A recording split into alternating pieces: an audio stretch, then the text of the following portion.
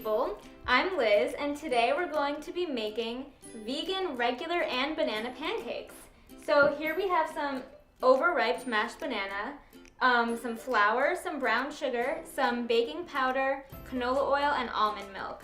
So what we're going to do is make banana in this bowl and regular in this, and we're going to first add half of the flour in order to make our dry ingredients in one bowl and wet in another, because you never want to mix those together.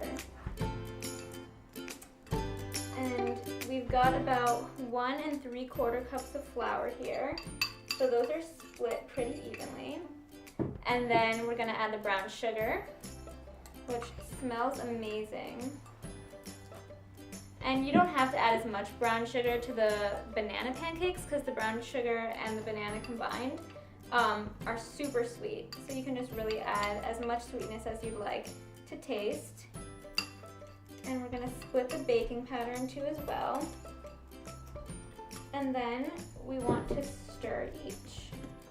And you want to do this until they're pretty thoroughly mixed in, and make sure you crush all of those big brown sugar pieces. Smelling super good already. And then we're gonna add half of the canola oil to this one and half to this one.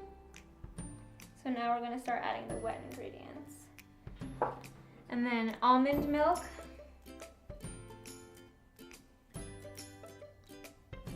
This is about half a cup in each, a little bit more for the mixture without banana, just because the banana adds a lot of moisture and you don't want super wet pancakes because those will stick to the pan and it's just not fun.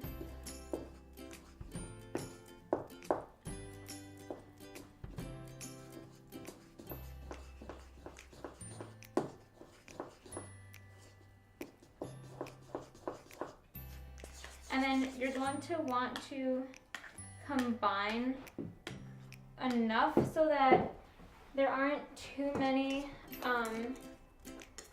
little lumps that you'll see, and it's also, some of those might just be air bubbles, so you can just stir the bowl and go like that to get all the air bubbles out.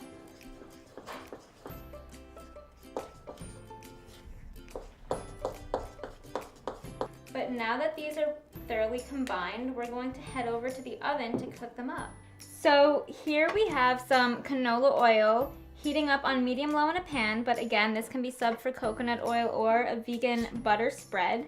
And it's been heating for about 30 seconds, so it's pretty hot. So we're just going to add about 1/4 cup of pancake mix to the pan. And you can kind of spread that out to make it a little bit of a circle, nice and pretty. Beautiful little air bubbles forming, and the sides turn golden brown. It's about time to flip this baby over. So then we're gonna let it cook on this side again for a little bit shorter amount of time because it's already cooked on one side. So I would say about 3 minutes max. And then you can also flip it back over if you want it more cooked on another side. So that is it from your favorite vegan approved banana and regular pancakes that I personally have, with lots of maple syrup and honey, sometimes vegan butter, topped with fresh fruit once in a while. Hey hungry people, I'm Daniel and I'm hanging out here in this vegan kitchen. I myself am not a vegan, but I decided to experiment a little bit with vegan foods and see how fun they can be, you know? So today we're doing a black bean pasta, a vegan black bean pasta. I love pasta. So I'm really excited about this. So let's get started. We're gonna start off with just a little bit of olive oil in a pan, right? I'm gonna put a little bit in there. I'm just gonna set it in there for a sec. Move it around. Here's a fun tip for you guys. When you're gonna cook, you wanna turn the stove on. There we go. Put it right there. That's fine. Make sure the olive oil is all over the pot. The pot. And now we're gonna add in some mushrooms. I love mushrooms. I feel like like the vegan hero here, you know?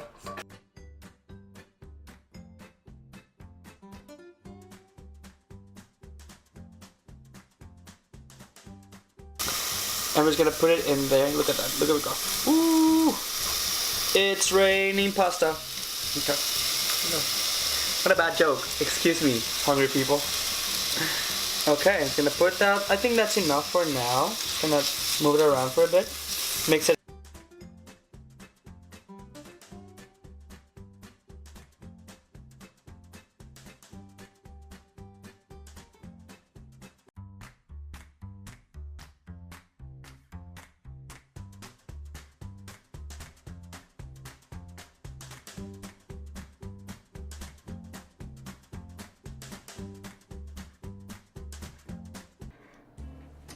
Hey hungry people, this is Malvika and today I'm going to show you how to make tofu broccoli stir fry. Yeah. Put some water in because we're going to steam the broccoli. You don't want to eat raw broccoli.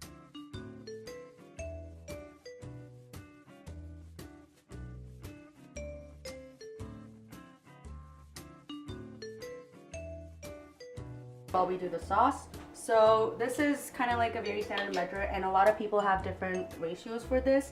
But this is the ratio that I work with and has worked before. So yeah, so I do a whole tablespoon of soy sauce. A lot of people put more soy sauce, but I don't like my food salty. So I prefer having just one. Maybe put like a few dashes in just to add more flavor. And then 1 tablespoon of rice wine vinegar. And this is my secret recipe. Sriracha. I always add sriracha to my pan stir fry. A lot of people don't and they're missing out on life and they should be doing this. So we're gonna add sriracha, 1 whole tablespoon, but our tablespoon is dirty now, so we're gonna add 2 half tablespoons of brown sugar. We're gonna add chopped garlic to this.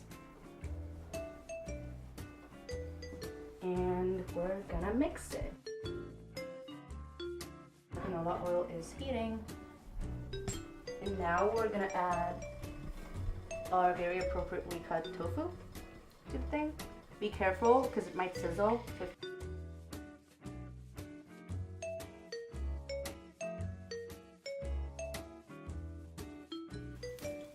And we're gonna keep the rest of the oil in here because that's what we're gonna make our stir fry in. And we're gonna add our broccoli.